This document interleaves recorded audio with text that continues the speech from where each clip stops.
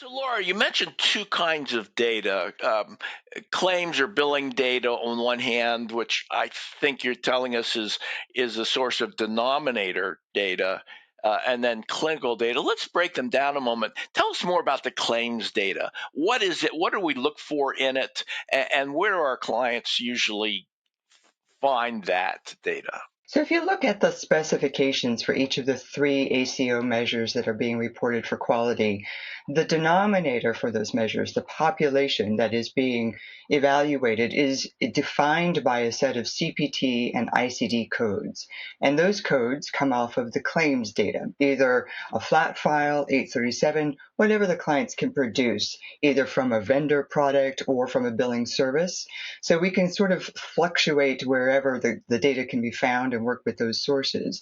And we typically find, again, like an 837 or a flat file. And from that data, when we ingest those claim files, we create a denominator for each of the quality measures. And then the next step is to look for the numerator data that will come from the clinical systems. Now, what is an 837 file? Is that something that that a client has to generate out of their system, or tell us where that comes from? Sure. So an 837 file is a national standard that has been created for the collection and submission of billing data from the practice to the payer.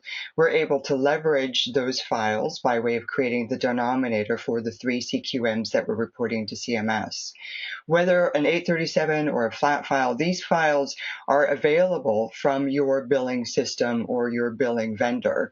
So they're not a unique product that is needed, that you need to create to submit quality data for the CMS programs. They're already available, and however you're submitting that data to your payer is the same product that we can use for creating the denominators for the quality measures. 837s, flat files, either ones will work equally as well, but they should be already available within your system by way of however you're billing to your payers. Can you give any tips, Laura, for how our clients end up finding those? Do they have to go on a hunt through their systems, or what are the resources they can use to get access to these? So typically there are products within the practice management system that are designed for exporting billing files, either flat files or 837s.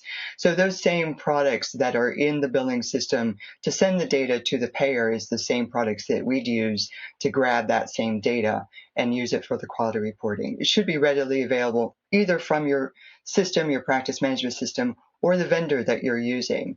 They create those billing files to send them on your behalf to your payer.